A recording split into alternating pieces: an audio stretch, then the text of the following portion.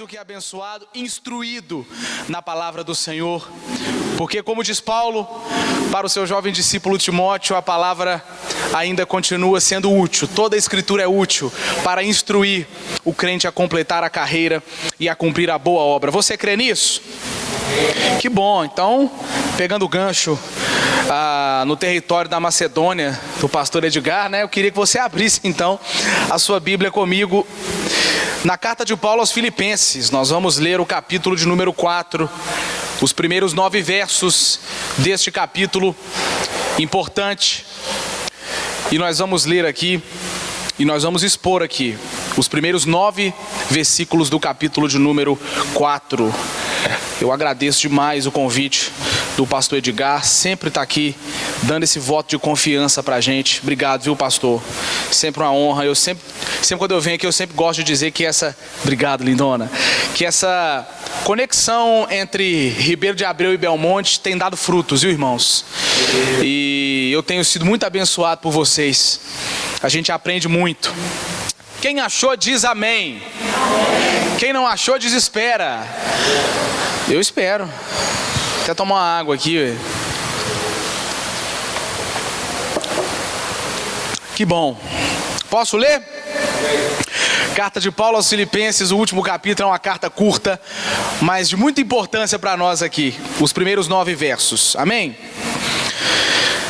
Portanto, meus irmãos, a quem amo e de quem tenho saudade, vocês são a minha alegria e a minha coroa. Permaneçam assim, firme no Senhor, ó amados. O que eu rogo a Evódia e também a Sintique é que vivam em harmonia no Senhor. Sim, peço a você, leal companheiro de jugo, que as ajude, pois lutaram ao meu lado na causa do Evangelho, com Clemente e meus demais cooperadores. Os seus nomes estão escritos no livro da vida. Alegrem-se sempre no Senhor. Novamente direi, alegrem-se. Seja a amabilidade de vocês conhecida por todos. Perto está o Senhor. Não andem ansiosos por coisa alguma, mas em tudo pela oração e súplicas, com ação de graças, apresentem seus pedidos a Deus, e a paz de Deus, que excede todo o entendimento, guardará o coração e a mente de vocês em Cristo Jesus. Finalmente, meus irmãos, tudo que for verdadeiro, tudo que for nobre, tudo que for correto, tudo que for puro, tudo que for amável, tudo que for de boa fama, se houver algo de excelente ou digno de louvor, pensem nessas coisas. Ponham em prática tudo que vocês aprenderam, receberam, ouviram e viram em mim, e o Deus da paz estará com vocês. Quem diz amém? Amém. Pode olhar para cá. Meus irmãos, a carta de Paulo aos Filipenses, ela é conhecida como a Epístola da Alegria. Não somente por Paulo tratar com muita seriedade esse tema de alegria, que inclusive vai ser um dos temas tratados aqui nessa noite, mas uma epístola que Paulo trata de outras questões muito importantes e que estão presentes aqui nesses primeiros 9 versos do capítulo de número 4. O início da igreja na cidade de Filipos, ela se deu por ocasião da segunda viagem missionária do apóstolo Paulo. Essa história inclusive é relatada por Lucas em Atos, no capítulo 16.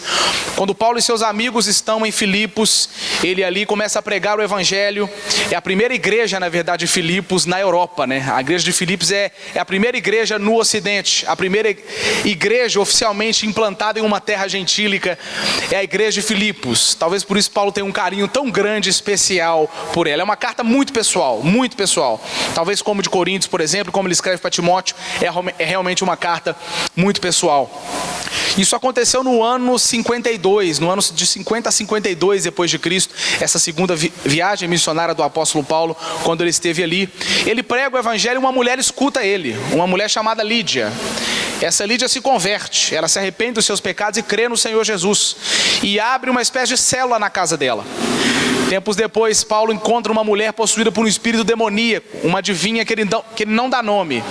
E essa mulher diz: esses homens são homens de Deus, mas a verdade era o diabo falando, querendo enganar o povo. Paulo fica de saco cheio e expulsa o demônio daquela mulher. Ela também se converte. Aí já temos 2 pessoas convertidas. Já era o suficiente para uma igreja ser implantada, mas não. Paulo e Silas são presos na prisão, e aqui é uma das passagens muito conhecidas que está em Atos. Eles louvam ao Senhor Jesus e as cadeias caem e o carcereiro se converte. Ele pergunta para Paulo: o que é que eu tenho que fazer para ser salvo? Paulo diz: crê no Senhor Jesus, que assim será salvo tu e a tua casa. Ali começou a igreja de Filipos. Ali começou a igreja dos chamados filipenses. 10 anos depois, por volta do ano 61 a 63, o apóstolo Paulo é preso. Essa prisão dele é relatada no capítulo de número 28 de Atos dos Apóstolos. Lucas escreve, inclusive ele estava lá, está no barco, né? Paulo, ele vai viajar para um tribunal, né? Encara uma tempestade muito grande, consegue chegar, todo mundo conseguiu ser salvo pelo propósito que Deus tinha na vida de Paulo. Inclusive eu preguei uma palavra aqui na juventude sobre essa passagem. E ele chega em Roma, né? E ali ele fica numa prisão, mas essa não é a prisão da masmorra de Paulo, não é aquela última que ele escreve, é quando ele escreve a segunda carta para Timóteo, né? Tanto é que ele escreve em tom de despedida, deixando aquele versículo famoso pra gente: eu combati o bom combate, acabei a carreira e guardei a fé. Não é essa prisão, algumas pessoas elas se confundem, né? Foi uma prisão, essa foi uma prisão mais light. Inclusive ele estava preso a domicílio, né? Ele morava numa casa alugada, inclusive ele poderia escrever até cartas. Foi essa que ele escreveu, a dos Filipenses.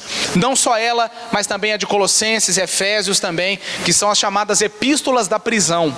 É esse que dá o contexto em que se passa essa carta. Irmãos, a igreja de Filipos, ela era uma igreja que sustentava o apóstolo Paulo de uma forma espetacular. Ela ajudava o apóstolo Paulo em suas missões. Por isso também Paulo tinha um carinho muito grande por ela. E quando ele está preso, a igreja de Filipos não se esquece dele. Manda lá ajuda, por intermédio de um irmão chamado Epafrodito.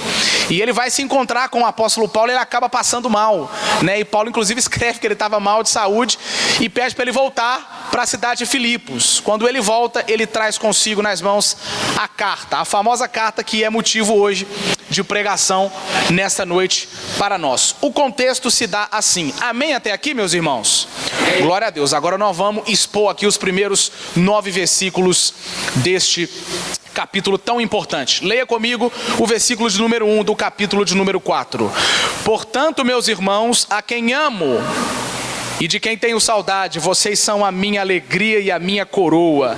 Permaneçam assim firmes do Senhor, ó amados. Pode olhar para cá. Irmãos, só nesse versículo aqui nós temos 3 declarações do apóstolo Paulo, que nós vamos expor aqui. Primeiro ele diz assim: meus irmãos, a quem amo e quem tenho saudade. Paulo queria estar com seus irmãos. Ele sempre, todas as cartas que ele escreve, inclusive a carta aos Romanos, ele nunca chegou a visitar Roma de forma tranquila, ele foi para lá preso, né? Ele sempre desejava visitar os seus irmãos, estar perto dos seus irmãos. Essa saudade que havia no apóstolo Paulo mostrava apreço pelos seus irmãos em Cristo, pelos seus irmãos de mesma fé. E mais do que isso, né? Ele amava os irmãos, não só os filipenses, mas todos aqueles que professavam a mesma fé no Cristo, no caminho, como é descrito por Lucas. As pessoas que andavam no caminho, né? Paulo amava esses irmãos. Nós precisamos entender algo aqui, né? Os perdidos, os ímpios que estão lá fora, nós devemos cumprir o ID. Pregar o capítulo 28 de Mateus, o ID, a toda criatura, batizar as pessoas em nome do Pai, do Filho e do Espírito Santo de Deus. Mas nós também não podemos esquecer dos que estão de dentro, dos que estão conosco, dos nossos irmãos na fé. Paulo, ao escrever a sua carta aos Gálatas, inclusive ele vai falar sobre isso, né? Ele vai falar: enquanto nós temos a oportunidade, façam bem a todos, especialmente aos da família da fé. É somente com os da família da fé que você precisa ter comunhão. E como eu digo comunhão, a palavra comunhão vem do grego koinonia. Inclusive tem até uma lanchonete famosa aqui em Belo Horizonte que tem esse nome, né? Esse termo koinonia vem de partilhar das mesmas coisas.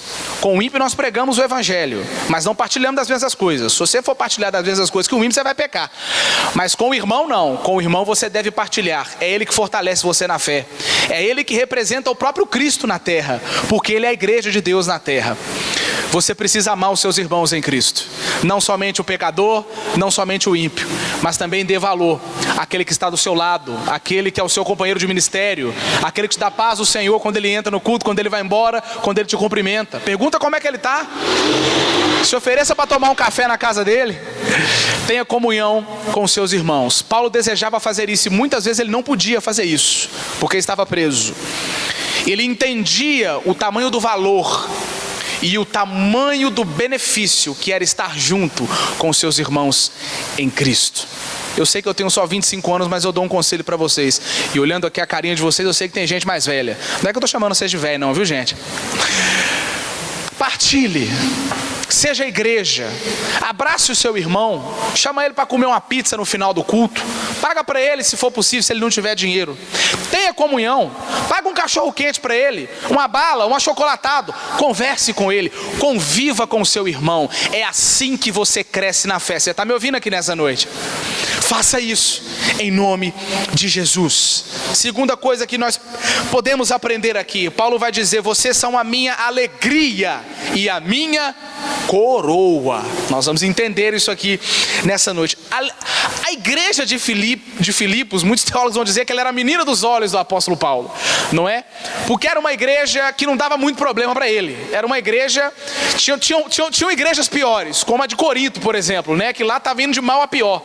Mas a igreja de Filipos, assim como a igreja de Colosso, não era uma igreja muito problemática. Tinha alguns problemas comuns, como falta de comunhão, por exemplo, ameaça de falsos mestres, né? Mas eram problemas mais comuns, né? E além disso, essa igreja era uma igreja que era única com ele, que ajudava, ela era igreja, né? E ela era literalmente a alegria e a coroa. Aqui a gente pode falar porque ele descreve isso aqui: vocês são a minha alegria e a minha coroa. Essa igreja, ela nasceu de um parto de dor. Hernandes Dias Lopes vai falar assim: a igreja de Filipos, ela nasceu de um parto de dor, né? Porque Paulo foi preso, ele apanhou. Ele sofreu muito juntamente com Silas e seus amigos para que essa igreja fosse implantada ali na pregação do evangelho. E era uma igreja que frutificava. Irmãos, não tem uma alegria maior para o cristão quando ele vê o fruto penoso do trabalho dele, quando ele vê a obra de Deus crescendo. Se isso não é motivo de alegria, então ele tem que repensar a fé dele. O cristão, ele precisa e se alegra naturalmente quando ele vê a obra de Deus se desenvolvendo, através dele, através do seu irmão, através de qualquer outra pessoa. Ele precisa se alegrar por causa disso, né? A obra do Senhor, ela precisa crescer, ela precisa se desenvolver. Por isso essa igreja era a alegria e ainda mais a coroa do apóstolo Paulo. Esse termo no grego aqui, coroa, vem da premiação do atleta. Paulo era o atleta e a igreja de Filipos era a coroa dele. O que ele estava querendo dizer assim? Vocês me alegram. Eu morro de felicidade de ver vocês se desenvolvendo. Uma igreja que nasceu com tanto sofrimento. Eu olho para vocês, vocês estão crescendo. Continuem assim. Irmãos, nós precisamos entender algo aqui nessa noite, né? Paulo, ele priorizava a obra do Senhor, por isso Deus priorizava ele. Quem prioriza a obra do Senhor, o Senhor também o prioriza.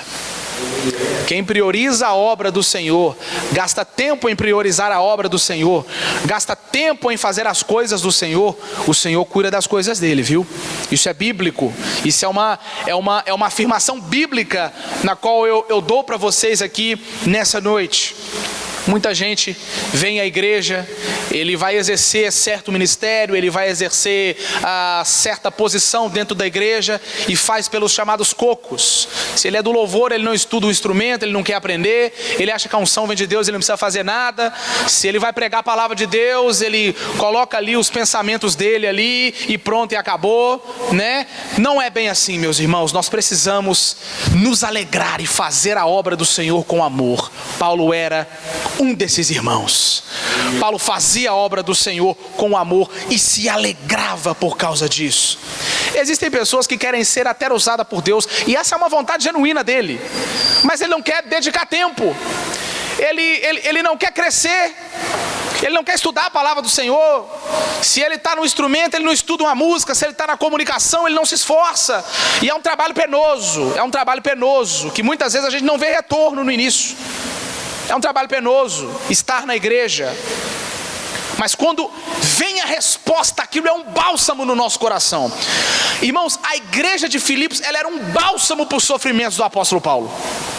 Aquilo, eu imagino o apóstolo Paulo escrevendo aquilo preso, com os olhos lacrimejando, ele olhando o soldado lá, inclusive quando ele escreve o capítulo 6 de Efésios, muitos vão dizer que ele estava olhando o soldado. Eu fico imaginando ele olhando para aquele soldado e chorando e escrevendo ali a carta aos Filipenses, essa carta no qual é motivo de pregação hoje, se alegrando porque a igreja se desenvolvia.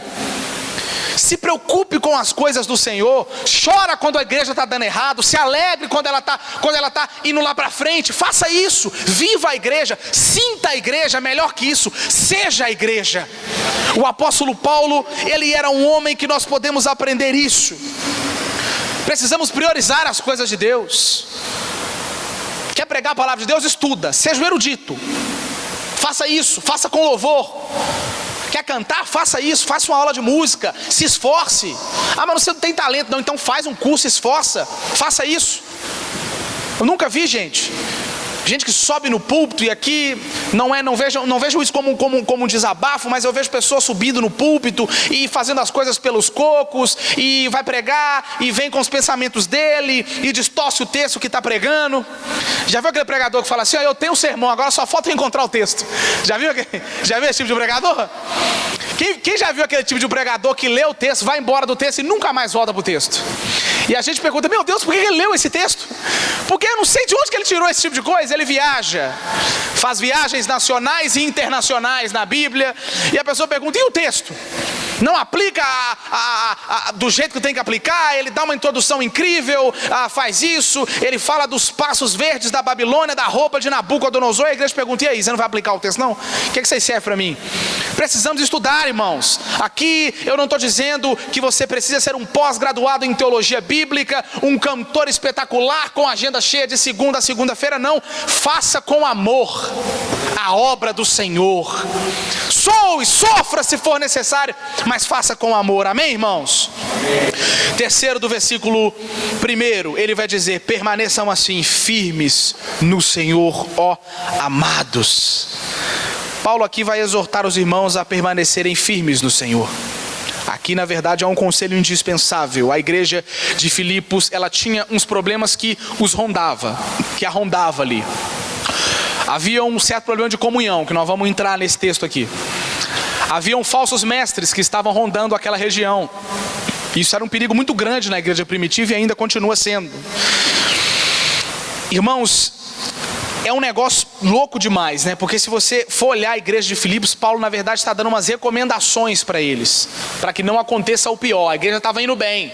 Ele manda essa carta para os irmãos ali tomarem cuidado com algumas coisas que estavam acontecendo, né? Paulo dá aqui a solução de todos os problemas da igreja, e essa fala parece simplista, mas ela não é. Ela é de fato a solução para todos os problemas pessoais do cristão e da igreja como conjunto. O que é firmeza no Senhor? O que é constância no Senhor? Paulo recomenda aos filipenses: sejam firmes, busquem ao Senhor, façam isso, permaneçam firmes. É assim que vocês vão crescer, se desenvolver. Existem pessoas que a vida dela é um parque de diversões. Ela não tem um domingo no culto que ela chega cheia do Espírito Santo de Deus, e pulando e rodando e fazendo aquela coisa toda, e glória a Deus, a gente se alegra. Mas no domingo que vem ela está assim: eu não acredito mais em Deus. Ela tem uma vida permeada, assolada de altos e baixos. Eu tenho visto isso, sobretudo na juventude. Semana que ele está bem, semana que ele está mal. E aqui eu não estou falando de interior, não é de fé mesmo, tá? É de fé mesmo. O crente que tem constância no Senhor, por mais que ele fique triste, ele vai ficar triste crendo. Por mais que ele esteja alegre, ele vai ficar alegre crendo. A questão, essa falta de constância, é que a fé da pessoa vai lá em cima e depois ela vai embaixo. Qual é o segredo para você permanecer? Constância. Qual era o segredo para os filipenses permanecerem? Constância. Nós precisamos de constância, irmãos. Constância no Senhor. Constância na palavra. Como é que eu consigo essa constância, Sérgio? Leitura bíblica, estudo da palavra de Deus. Esse passo que você está dando hoje, numa quarta-feira à noite, já está querendo dizer para mim assim que você tem esse interesse, é ou não é? Precisamos estudar a palavra de Deus, ter constância. Como faz isso? Devocional, oração. O crente que ele permanece firme no Senhor, ele ganha força para jejuar, para orar, para estudar a Bíblia, ele ganha força para isso. Ele ganha força. A constância no Senhor é o que de mais importante um crente pode ter aqui. Não adianta, é o mais importante, é a constância. É a constância, meus irmãos. Jesus vai dizer que o crente constante, firmado na rocha, pode vir a tempestade, pode vir os ventos e bater contra essa casa que está firme na rocha, que ela não vai cair, ela não vai ser destruída. Por quê? Porque é uma casa, ou seja, é um crente firmado na rocha que é Cristo, ou seja, ele é constante na busca pelo Senhor, ele se renova todos os dias. Essa constância que Paulo está falando aqui. Parece muito simplista, né? Dizer assim, fiquem firmes no Senhor. Mas isso é o que de mais importante nós podemos ter. O crente constante, irmãos, ele independe de situações externas, o crente constante. A nossa vida, ela vai ser recheada de momentos bons e ruins. Mas a nossa fé não pode ser abalada por isso, ela precisa ser constante. É isso que eu estou dizendo. Vai ter dia que você vai estar triste, arrebentado. Algum membro da sua família ou você mesmo, acontece alguma coisa, e quando toca na família da gente, no nosso emprego, nas nossas finanças, a gente acaba ficando triste, chateado, mas a gente está com fé, a gente está querendo que Deus está querendo fazer alguma coisa, está querendo ensinar com isso. Mas se a pessoa não é constante, acontece alguma coisa, ela chuta o balde, fica de mal do pastor, sai da igreja. Tem acontecido isso demais. Não adianta a gente querer arrancar forças de um vaso que ele está quebrado, que ele está rachado. A gente precisa adornar esse vaso. Como é que a gente faz isso? Leitura da palavra, estudo da palavra, oração, jejum, busca pelo Senhor. Amém, irmãos? Glória a Deus. Siga comigo. Vamos ler agora o verso 2 e 3 do capítulo de número 4. Vamos lá. O que eu rogo a Evódia, também a Síntica, é que vivam em harmonia no Senhor. Sim, peço a você, leal companheiro de julgo, que as ajude, pois lutaram ao meu lado na causa do Evangelho com Clemente e meus demais cooperadores. Os seus nomes estão no livro da vida. Pode olhar para cá. Paulo está advertindo de um problema que estava acontecendo na igreja de Filipos, né? Entre duas mulheres, duas líderes da igreja de Filipos, né? E ele dá nome a essas duas irmãs, porque eram irmãs em Cristo. Ele diz que eram irmãs salvas, cujo nome está escrito no livro da vida. Ou seja, eram duas líderes crentes no Senhor Jesus, que estavam tendo problemas umas com as outras. Aqui a gente aprende algo importante aqui. Crentes também podem ter problemas uns com outros, vocês sabiam disso? Crente pode ter discordância um com o outro, vocês sabiam disso? O que não pode virar é briga, é confusão, é arruaça. Então é por isso que Paulo está querendo dizer aqui assim, eu rogo, e aqui é um conselho para todo líder e para todo pastor, né? Quando você manda uma ovelha fazer alguma coisa, ele roga, ele pede. Olha, é como se Paulo, esse termo rogo aqui é como se Paulo estivesse dizendo assim, por favor, me ajuda. E esse irmão que ele não nomeia esse irmão aqui, mas é um irmão de julgo, ou seja, um irmão de batalha, que está batalhando ali, ele pede para um irmão que muito possivelmente está lá na igreja, que ajude, que essas irmãs entram em acordo. Nós não sabemos direito qual era exatamente esse problema, né? Mas Paulo ele dá uma extrema importância para isso. Ele dá uma importância muito grande para isso. Por quê? Porque Paulo sabia que uma igreja só anda para frente se houver acordo e comunhão. Uma igreja só pode se envolver através de acordo e comunhão. O desacordo pode virar uma briga intensa. Ele é uma fagulha, né? Se não for apagada, vira uma arruaça. Aí a igreja empaca e não cresce. Aí ao invés do pastor treinar as pessoas para pregar o evangelho lá fora, ele precisa resolver problema interno e a igreja não cresce. Basicamente é assim, a preocupação de Paulo basicamente era essa. Ele entende isso, inclusive aponta, né, essa situação, ela precisa ser resolvida. Eram duas líderes da igreja, duas mulheres que eram referência naquele momento. É necessário que nós entendamos isso. Era o que Paulo estava escrevendo ali para os filipenses. Irmãos, devemos viver em harmonia, resolver os nossos desacordos com os nossos irmãos. Se houver algum desacordo entre você e o seu irmão em Cristo, resolva-se com ele. Resolva-se com ele. Não deixe que isso vire uma chama e ela tome proporções gigantescas e catastróficas e você feche o seu coração para ele. Resolva. A igreja precisa andar em comunhão. Não é porque você é crente, cheio do Espírito Santo, e que o outro irmão é crente, que vocês não vão entrar em desacordo, não. Isso é normal. Desacordos acontecem. O que não pode virar é briga. Se vai acontecer um congresso aqui, a irmã quer vender espetinho, a outra quer vender cachorro quente, vão entrar num acordo. Se uma falou algo às vezes que chateou a outra, entra num acordo. Fala, eu não gostei do que você falou aqui, vamos resolver aqui. O que nós não podemos continuar é com briga dentro da igreja, porque senão ela não desenvolve. A gente tem que pensar no todo, a gente tem que olhar para cima. Crente que fica brigando um com o outro, eles não se desenvolvem. E o pastor precisa dedicar tempo para resolver tal problema. E isso acaba empacando a igreja, ela não se desenvolve. Seja maduro. Saiba viver com outras opiniões. Entre em acordo com seu irmão. Talvez isso não precisa chegar nem no gabinete. Isso não precisa chegar nem no pastor. Pastor de gabinete não precisa nem ficar sabendo disso, né, pastor? Se resolva com seu irmão. Tenha maturidade para isso. Chegue nele, peça perdão se necessário. Se você estiver errado, peça. Se estiver certo, pede também. Não tem problema nenhum. Faça isso. O perdão ele tem, eu tenho o costume de dizer isso, ele desarma qualquer pessoa, um pedido de desculpa desarma qualquer pessoa. Há uns meses atrás eu tive uma discussão com uma pessoa, essa pessoa era da minha família. Ele me disse coisas duras, e eu fiquei muito triste com aquilo, e ele foi lá em casa. E aí ele entrou lá em casa, cumprimentou o povo lá, nem olhou para minha cara e passou. Falei, tudo bem. Aí eu respirei um pouquinho, falei assim, eu não devia ir lá pedir perdão não, Deus. Aí a gente começa a trocar uma ideia com Deus, né? Deus, a vontade que eu tenho é de dar uma banda nele. É de xingar ele todo, a minha vontade é essa, Deus, e aí? E ele indo embora, e eu tomei a decisão, falei assim, eu não vou conversar com ele, não tô. Eu pensei assim, se ele ir embora daqui, sem eu pedir perdão para ele já mostrou que ele não vai me pedir perdão, então como é que vai fazer? Alguém vai ter que ter o braço a torcer. Esse alguém tem que ser eu, já que ele não quer. Ele estava saindo, eu falei, para o carro aí. Aí ele já regalou, ele pensou assim, agora o pau vai quebrar aqui dentro. Ele vai me arrancar dentro do carro, nós vamos cair aqui e brigar. Eu falei, para o carro. Ele parou o carro, aí ele regalou o olho para mim, eu falei, abaixa o vidro. Ele abaixou, apontei o dedo na cara dele e falei assim, me perdoa. Aí ele respirou. Ele pensou que eu ia brigar com ele. E a gente chorou ali, se abraçou e resolveu tudo. Perdão resolve as coisas. Você está me ouvindo aqui nessa noite? Irmãos, um pedido de perdão acaba com a pessoa que ela está armada, acaba com ela. Um pedido de desculpa arrebenta com ela. Porque ela não está esperando esse tipo de coisa. Um perdão é o que deve haver dentro da igreja. É o que Paulo pede para que Evódia e Síndique fizessem. Eram duas irmãs.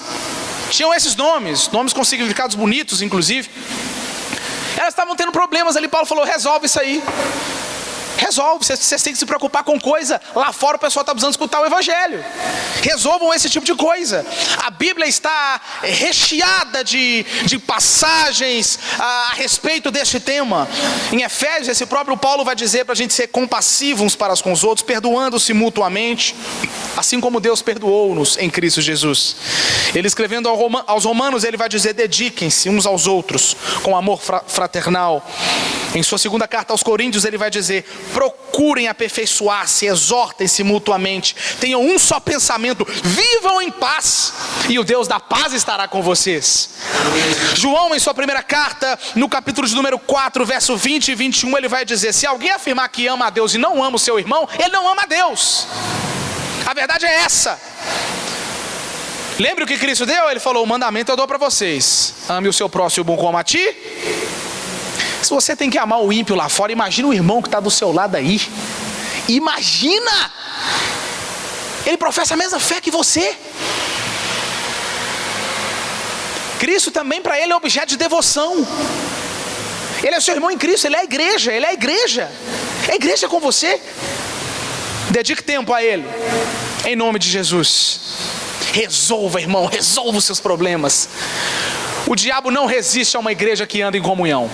O diabo não resiste a um crente que chega para o outro e fala assim, me perdoa, eu quero resolver com você. Ele odeia isso. Ele não suporta isso, porque ele quer guerra. Ele quer impor, ele fala, não, isso, você está certo. Ele coloca no coração do outro, é isso, você está certo. Não dá o braço a torcer, fica assim. Fecha, fica com esse coração de pedra. Passe longe do coração de carne. O diabo não resiste a um crente que pede perdão e sabe perdoar. Ele não resiste a esse tipo de coisa, não. Sabe por quê? Porque o perdão é algo exclusivamente cristológico. Exclusivamente cristológico. O diabo não perdoa ninguém, mas por Jesus todos nós fomos perdoados dos nossos pecados. Todos nós, irmãos. Louvado seja Deus por isso. Siga comigo, verso 4, Filipenses capítulo 4, verso 4. Aqui um tema especial da carta. Vamos ler comigo? Alegrem-se sempre no Senhor. Novamente direi, alegrem-se. Glória a Deus. Paulatinamente falando, né, na teologia paulina, né, ele vai dar 3 conceitos para alegria, biblicamente falando, mas sobretudo na teologia paulina, tá? Primeira característica da alegria, ela é uma ordenança. Você sabia disso? Você sabia que para o crente ser feliz, ele não é uma escolha não, ele deve ser alegre? Esse é um mandamento do Senhor para você? Você não tem escolha não, ou você é feliz ou você é. Esse é o mandamento da parte do Senhor para mim e para você, bíblico. Aqui Paulo não está dando uma dica para eles não, tá? Aqui é uma exortação de um apóstolo. Ele diz assim, alegrem-se. Eu vou dizer de novo, se alegrem. Se alegrem. Ser alegre é um mandamento, não é uma recomendação.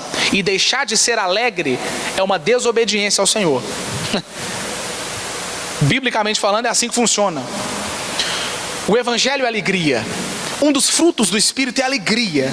E a ordem de Deus é alegrai-vos. Alegria é um mandamento. Segunda característica da alegria, ela é ultra circunstancial. O que é isso? A nossa vida ela é cheia de momentos tristes, escuros, dificultosos. Passamos por desertos quentes, quando fica a noite ele fica gelado. Tempestades terríveis, assombrosas. Nessa vida a gente passa por muitas dessas coisas, mas a alegria jamais nos falta. Tá bom, Sérgio, muito bonito o seu discurso, mas na prática você sabe que não é assim que funciona não, né, filhão? Como é que a gente faz isso na prática? É aqui que eu entro na terceira característica e na resposta. A alegria é cristocêntrica. Ela provém de Jesus. A nossa alegria, ela não é ausência de problema. A nossa alegria é uma pessoa. A pessoa de Jesus. Essa é a nossa alegria, ela é uma pessoa. A nossa alegria está centrada na cruz, centrada em Cristo. E esse sim nunca falha. Esse nunca falha. Quem não tem Jesus, ele tem felicidade, ou seja, momentos alegres, tá? Se eu dizer para você que um ímpio ele não pode ficar alegre, não. Ele pode ter muitas coisas que deixam ele alegre, né? Ele tem momentos de felicidade. Mas novamente eu digo, momentos. Quem tem Jesus, meus irmãos, tem alegria. E essa nunca pode sair de nós. Deixa eu falar algo para você. Podem arrancar de você o seu dinheiro, o seu trabalho, a sua saúde, a sua família, até a sua vida, mas não podem arrancar de você o seu Senhor. Você sabia disso? Não podem arrancar de você a salvação que Cristo deu para você de graça. Não podem arrancar de você isso. É por isso que você tem que ser alegre, porque a sua alegria não é firmada em momentos, não é firmada aqui, ela é firmada na salvação, e essa ninguém pode arrancar de você. Glória a Deus, aleluia. Leia comigo o verso de número 5. Seja a amabilidade de vocês conhecida por todos. Perto está o Senhor. Vamos dividir esse versículo em 2 partes. O que é essa amabilidade? O que é que Paulo está querendo dizer com isso aqui? Nesse termo grego aqui tem a ver com moderação, tá? Essa amabilidade. Paulo, ele dá um conselho especial para os filipenses, que nós podemos aplicar aqui nessa noite. Ter equilíbrio, moderação. Aqui no grego, esse termo grego que Paulo usa aqui, ele significa bondade, suavidade, transigência, né? Nós vamos entender isso aqui melhor. Paulo, o que ele vai dizer? Ele vai dizer que a igreja de Filipos, ela precisa simplesmente ser igreja. Ser igreja, irmãos. A igreja de Filipos, ela precisa simplesmente cumprir o papel dela de ser igreja, ou seja, uma comunidade de cristãos que amam as pessoas, que são generosos, pacientes, que procuram entender as pessoas, se colocarem no lugar das pessoas, na situação de cada uma. Paulo está exortando esses crentes, eles precisam ser tolerantes, não com o pecado, mas com os problemas dos ímpios, com os problemas da comunidade. Lagoinha Ribeiro, ela não precisa ser conhecida por pregadores espetaculares. Lagoinha Ribeiro não precisa de ser reconhecida por músicos que têm agenda de segunda a segunda. Lagoinha Ribeiro precisa e deve ser conhecida como uma igreja que ama a comunidade, que trabalha para a comunidade, que ama as pessoas, que se importa com as pessoas. Na pregação do Evangelho, essa é uma das matérias que eu dou ali no Belmonte. A pregação do Evangelho, ela precisa conter duas coisas, e se não tiver essas coisas, você não pregou o Evangelho. Primeiro, quando você vai pregar para uma pessoa que ela não é crente, você precisa entender que ela precisa se arrepender dos pecados dela. Mas ela também precisa entender que existe um Deus que se importa com ela. Se você ir para o extremo, só de que ela precisa arrepender os pecados, ela vai conhecer só o juiz. Só que se você for para outro extremo e falar assim que Deus ama ela, ela vai conhecer o Deus bonzinho, que não manda ninguém para o inferno. É necessário ter um equilíbrio. Eu vi a pregação de um pastor que ele estava conversando com um amigo dele, colega de trabalho na verdade, que era ateu, né? E eu sei que você é pastor, mas eu sou ateu. E ele falou, tudo bem, mas eu tenho duas coisas para dizer para você. A primeira é que Deus te ama, Ele existe, e Ele se importa com você. A segunda é que se você não se arrepender de seus pecados, você vai para o inferno. E até logo. 2 semanas passaram. E uma missionária ligou para ele e falou assim, pastor, você lembra daquele rapaz que você conversou com ele? Sim. Ele está aqui, na minha casa, ele quer falar com você. E do caminho até a casa ele foi pensando, acho que ele vai me xingar, ele não gostou daquilo que eu falei com ele. Ele me achou bravo, ele me achou grosso. Ele imaginou que esse rapaz ia chegar e falar, quem que você pensa que é? Agora eu tomei coragem para falar para você. Quando ele abriu a porta, o rapaz saiu correndo, se ajoelhou nos pés deles e disse assim para ele, com os olhos cheios de lágrima, me fale mais do seu Deus. Eu preciso conhecer o seu Deus. Me fale mais sobre Ele. Por que é que eu estou querendo dizer isso aqui, meus irmãos? Lá fora o povo está assim. Lá fora as pessoas estão assim. Paulo está escrevendo para os filipenses dizendo assim, vocês precisam ser reconhecidos pela amabilidade, ou seja, pelo amor, pela temperança, pela bondade, pela tolerância com os erros do ímpio. E tolerância aqui não é tolerância com o pecado, não. É com a ignorância deles, irmãos. O irmão em Cristo você exorta, o ímpio você prega o Evangelho. O ímpio nem sabe o que é exortação. Você está me ouvindo aqui nessa noite? Ele nem sabe o que é isso. Eu vou te exortar, ele não sabe o que é isso. Ele não entendeu ainda que ele precisa se arrepender dos pecados, não. Ele ainda é Deus de si mesmo. Ele ainda é Deus de si mesmo. Meus irmãos, a igreja ela deve ser reconhecida no bairro, na comunidade, na cidade, não como uma igreja cheia de dons espirituais. Um está falando em línguas, o outro está interpretando, o outro tem o dom da palavra, o outro tem o dom. Se tem isso, bom demais, mas isso não é necessário. Como assim, Sérgio? O que é necessário é uma igreja que prega a palavra de Deus, que ama as pessoas. Tendo dom ou não tendo dom, tendo pregadores espetaculares ou não tendo pregadores espetaculares, tendo música de boa qualidade ou de não qualidade, o Evangelho precisa ser pregado de forma pura. Essa é a espinha dorsal do Evangelho. Pregue o Evangelho a toda criatura, pregue arrependimento, pregue amor, pregue o Evangelho, amém? Glória a Deus. Segunda parte, ele diz, perto está o Senhor, né?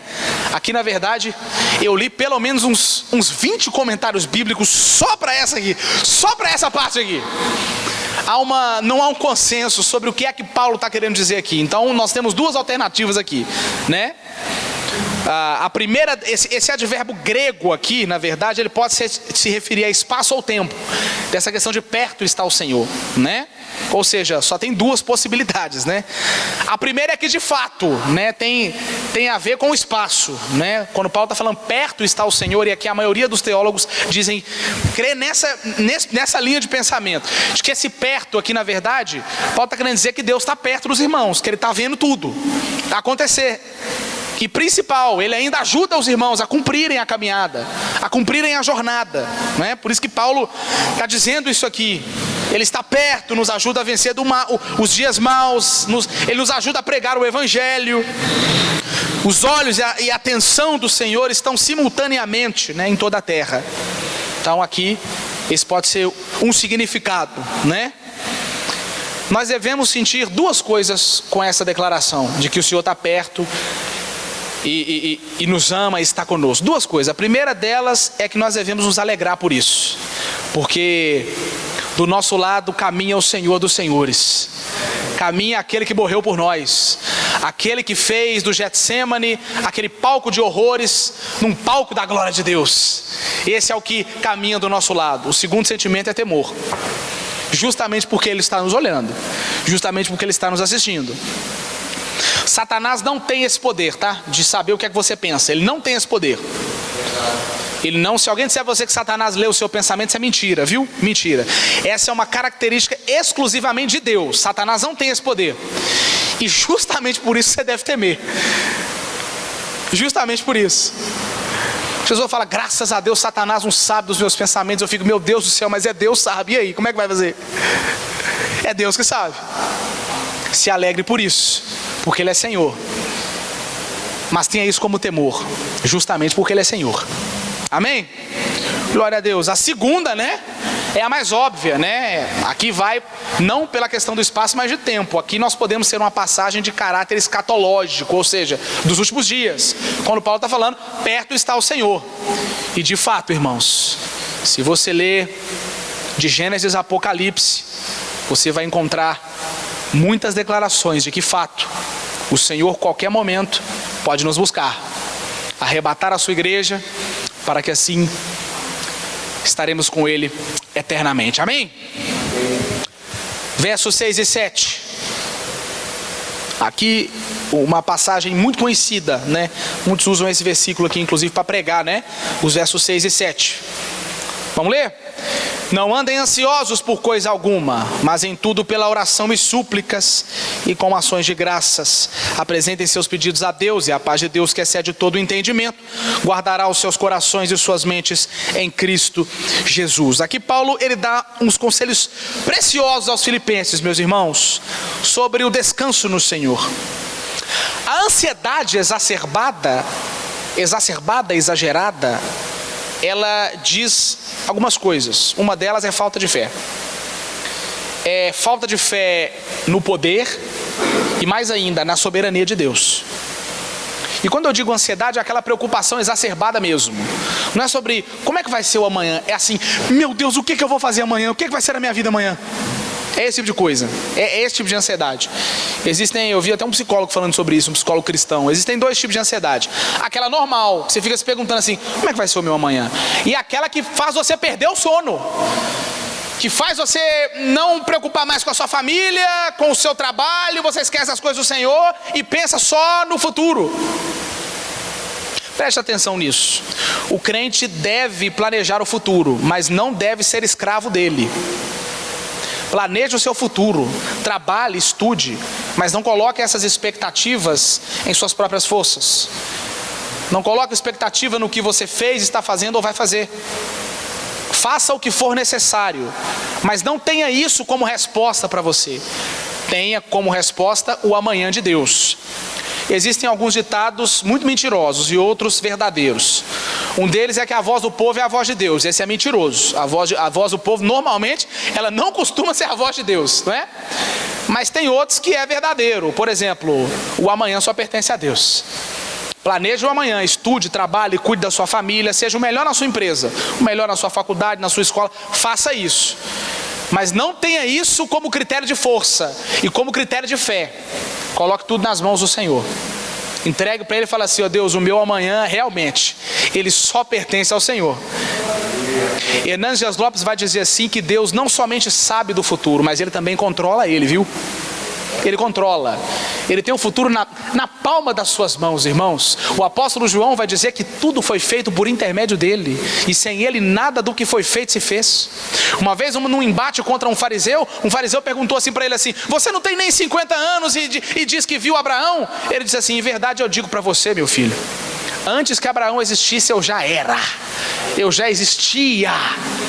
Ele está desde a fundação do mundo, lá nos refolhos da humanidade. Lá em Gênesis 3,15, na semente da mulher, e vai até o Apocalipse. O Senhor Jesus é presente, Ele controla o tempo, não só a sua vida, mas a vida de todos. Lança no inferno quem Ele quer, lança no céu quem Ele quer. Ele faz essas coisas, Ele tem controle de tudo. Quer um conselho? Creia na soberania de Deus. O que você não consegue fazer, Ele vai fazer. Moisés carregou o povo, um povo reclamão, um povo que reclamava o tempo inteiro. Quando ele chegou na beira do Mar Vermelho, ele falou: aqui eu não consigo fazer mais nada, não tem barco, é água, muita gente vai morrer, o que eu vou fazer? Deus entrou com a provisão. O amanhã de Deus chegou naquele momento. O amanhã de Deus chegou. Deixe naturalmente o amanhã de Deus acontecer na sua vida. Coloque as suas expectativas nele. Jesus, uma vez no Sermão da Planície, em Lucas 12, ele disse sobre isso. Ele disse: vocês não devem buscar ansiosamente o que vocês têm que comer, que beber. Não se preocupem com isso. E ele ainda vai dizer: o mundo se preocupa com essas coisas, o mundo corre atrás dessas coisas, mas o Pai sabe que vocês precisam delas. É aí que entra aquela passagem que a gente conhece de cor: busquem pois o reino de Deus, e as demais coisas serão acrescentadas. Você crê nisso? O apóstolo Pedro, em sua primeira carta, vai dizer: lancem sobre Jesus toda a ansiedade de vocês, porque Ele tem cuidado de vós. Lance sobre Ele, que a sua preocupação vire oração, que a sua preocupação vire motivo de você se ajoelhar e falar: Jesus, me ajuda. Na vida de uma pessoa, muita coisa começa a funcionar quando ele fala assim: quer saber? Desistir de tudo, agora eu vou deixar tudo na mão de Deus. É aí que Deus costuma agir, quando ele perde a paciência e fala: agora é com você, Deus. Deus costuma agir dessa forma. Jesus disse: não turbe o coração de vocês, não se perturbem com o coração, creiam em Deus e também em mim. Creiam no Senhor, Ele é fiel e galardoador. Você crê nisso? Então lê comigo o verso 8. Finalmente, meus irmãos, tudo que for verdadeiro, nobre, correto, puro, amável, tudo que for de boa fama, se houver algo de excelente ou digno de louvor, pensem nessas coisas. Preste atenção. Pensamentos errados, eles levam a comportamentos errados. Por isso Paulo dá uma direção aqui sobre os pensamentos dos crentes serem santos. O nosso pensamento, ele deve todos os dias ser levado aos pés de Jesus. Irmãos, todos os dias, o pensamento, ela é uma área de batalha. E ele deve ser cativo aos pés da cruz de Cristo. Nós devemos fechar os portais da nossa mente, para não pensarmos em coisas impuras e que não agradam ao Senhor, e levar o nosso pensamento cativo ao Senhor. Paulo vai dizer isso em sua segunda carta aos Coríntios. Ele vai dizer: nós precisamos destruirmos os argumentos e toda a pretensão que se levanta contra o conhecimento de Deus, e levamos cativo todo o pensamento para torná-lo obediente a Cristo. O crente só consegue obedecer a Deus quando o pensamento dele obedece a Deus. Você é o que você pensa. Não adianta você querer construir um castelo sobre você, sobre a sua aparência. Uma hora esse castelo vai cair, você vai mostrar de fato o que é que você anda pensando. Uma hora você vai falar e vai se externar o que você anda pensando. Por isso o controle da mente. Paulo, aquele das várias declarações aqui, nós vamos passar rapidamente por elas. Ele vai dizer tudo que é verdadeiro, ou seja, aqui nesse termo grego aqui, tudo que é verdadeiro tem a ver com realidade, não fantasia. 92% do nosso pensamento é baseado em... Preste atenção nisso. 92%, gente, do nosso pensamento é baseado naquilo que ainda não aconteceu. E pior, muitas dessas coisas nunca vão acontecer. A gente se preocupa. O que é que Paulo está querendo dizer aqui? Essa tradução no grego aqui, para tudo que for verdadeiro, não é propriamente com verdade e mentira. É realidade e coisas irreais. Isso tem a ver com ansiedade. A pessoa que está ansiosa, ela se preocupa com coisas que talvez nunca vai acontecer. Se preocupe com hoje, irmão. Coloque o amanhã nas mãos de Deus. Se o hoje aconteceu, o amanhã também não pode acontecer. Se não acontecer, você vai estar com Jesus. Precisamos ser maduros para isso, para entender isso, amém? Ele vai dizer tudo que for respeitável. Aqui ele diz isso no sentido de levar a igreja de Filipos a ser digna, sincera, tanto nas palavras como nas atitudes. Gente, o crente que vive pautado no Evangelho, que é a mais pura verdade dada ao ser humano, né? Cristo inclusive afirmou o seu caminho, a verdade e a vida. O crente que ele é pautado no Evangelho, automaticamente as suas ações também vão ser, a sua fala também vai ser. Ele vai fazer do Evangelho uma forma de vida, não somente um hobby, mas uma forma de vida. Ele vai dizer tudo que for correto e justo. Aqui já tem a ver com verdade, tá? Em contraponto com a mentira. O termo grego aqui para justo, usado por Paulo, ele indica uma relação correta de Deus para com os homens. Olha só que legal isso. O que Paulo está querendo dizer? Que seja justo, ou seja, se você busca a Deus, automaticamente você vai ser justo. Mas não tem como você ser justo com Deus e ser injusto com seus irmãos. É isso que Paulo está falando aqui. Ele tá chamando a igreja de Filipos para colocar a teoria da Bíblia na prática. Preste atenção nisso. Não existe crente erudito da palavra de Deus, que sabe de todas as coisas, ele sabe muito da Bíblia, ele é um erudito na hora de pregar, ele busca o Senhor, ele sabe do que está na Bíblia. Se ele não pratica, ele não é um cristão maduro. De nada adianta. De nada adianta. De nada adianta. A teologia só funciona se ela estiver adornada com piedade. Adornada com piedade. Um irmão só cresce no Evangelho quando ele tem humildade. Inclusive isso é um fruto do Espírito. Humildade, bondade. O que Paulo está querendo dizer aqui é: não adianta vocês quererem fazer a obra de Deus ser injusto com seus irmãos, com o ímpio que está lá fora. Como é que é isso? Que evangelho é esse? Cristo amava as pessoas. Os evangelistas várias vezes, eles sempre detalham que Jesus, quando ele chegava em determinado ponto, ele olhava para as pessoas e tinha compaixão delas. Ele amava as pessoas independente de cultura. E Paulo vai seguir dizendo: tudo que é puro, aqui no grego tem a ver com ser moralmente puro e livre de manchas, tá? Puro e livre de manchas. Pureza de pensamento. A pureza de pensamento, ela é uma condição indispensável para que as nossas ações também sejam puras. Paulo vai dar uma preocupação muito grande para a mente. Se você não ter a sua mente cativa com o Evangelho, outra coisa vai entrar. E uma hora ou outra as suas ações vão condizer com os seus pensamentos. Uma hora ou outra. Leva cativo tudo aquilo que não é puro. Leva cativo tudo aquilo que não provém de Deus. Ocupa a sua cabeça com as coisas de Deus. Amém, irmãos? Amém. Glória a Deus. Quinto, tudo que é amável. Amável aqui tem a ver com aquilo que provoca o amor. Que provoca o amor. Pensar em coisas que proporcionam prazer a todos, não causando confusão a ninguém. É isso que Paulo está falando aqui. Tudo que é puro. Ou seja, o que ele está querendo dizer aqui? Pense em coisas puras, para que você trabalhe essa pureza no próximo, para que você fale sobre o amor, não traga confusão nem violência para ninguém. Paulo, ele está fazendo aqui uma relação entre o pensamento e a prática, tá? Tudo que é puro. Sexto, tudo que é de boa fama.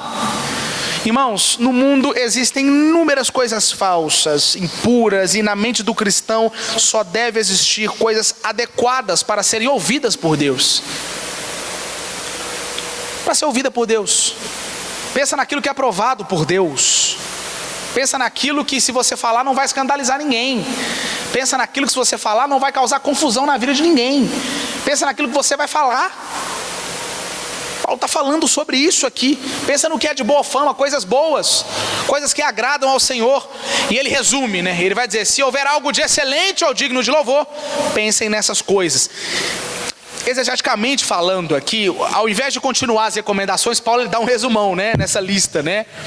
O que ele está querendo dizer? Exegeticamente, esse texto vai se resumir assim, ó: se existe alguma virtude moral, algo bom, ou seja, se tem aprovação de Deus, nisso você deve pensar. Se tem aprovação de Deus, você pode pensar. Fica ali, pensa nessa, foca nisso, foca naquilo que é aprovado por Deus. O que Deus reprova, não pensa. Se você sabe que Deus reprova, tira da sua mente.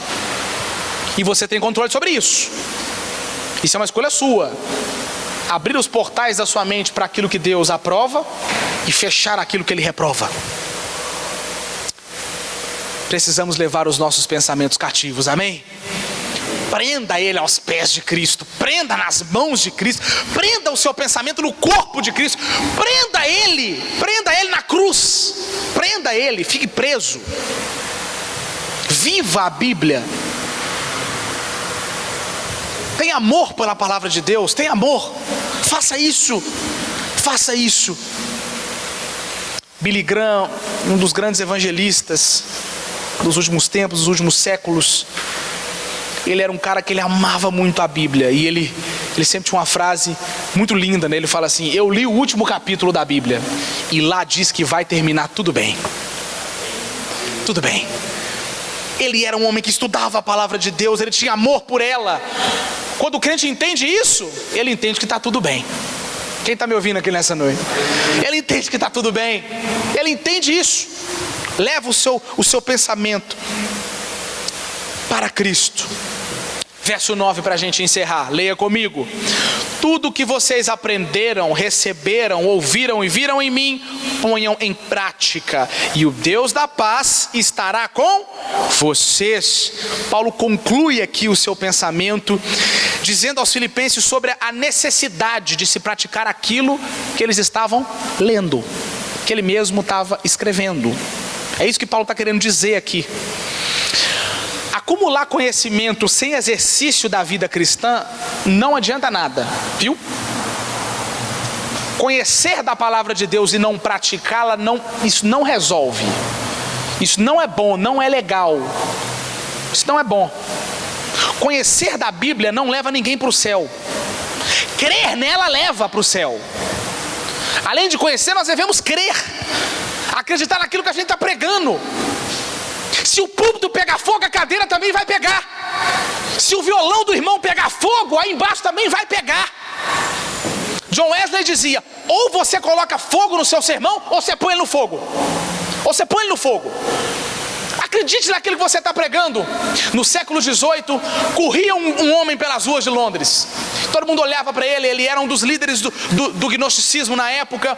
E perguntaram: por que você está desesperado? O que está acontecendo? Ele falou assim: eu estou indo ver George Whitefield pregar. Para quem não sabe, George Whitefield era um dos principais pregadores da antiguidade. Ele era amigo, inclusive, de John Wesley. E ele era um calvinista roxo, né? E o Wesley arminiano, e os dois amigos. Ele falou: estou indo ver George Whitefield pregar. E disseram para ele: mas você é agnóstico, você não acredita no que ele prega, ele é protestante. Ele falou assim: é justamente sobre isso. Você está certo, eu não acredito no que ele prega. A questão é ele acredita no que ele prega, por isso eu vou lá ouvir ele. Ele pregava com amor. Acredite no que a Bíblia diz, meus irmãos. Acredite nisso, creia na palavra de Deus. Creia. Paulo se coloca como exemplo. Um apóstolo, o último homem que viu Cristo, né? Que viu Cristo em carne, né? Que Jesus desceu lá, né? Ele não escutou sua voz, né? Ele foi o último a ver Cristo, né? O próprio Cristo desceu, não foi só uma voz que ele ouviu. A igreja devia seguir os conselhos de Paulo, não dos falsos mestres que rodeavam aquela igreja. Meus irmãos, põe o seu pensamento cativo na Bíblia. Ande com pessoas que vivam a Bíblia. Ande com pessoas que são referências para você espiritual, não só social, não só profissional. Foque nessas pessoas. Um cara que focava muito nisso era Josué. Josué era assim como Moisés, ó. Assim. Por isso ele foi Josué. Porque tinha Moisés como amigo e como líder.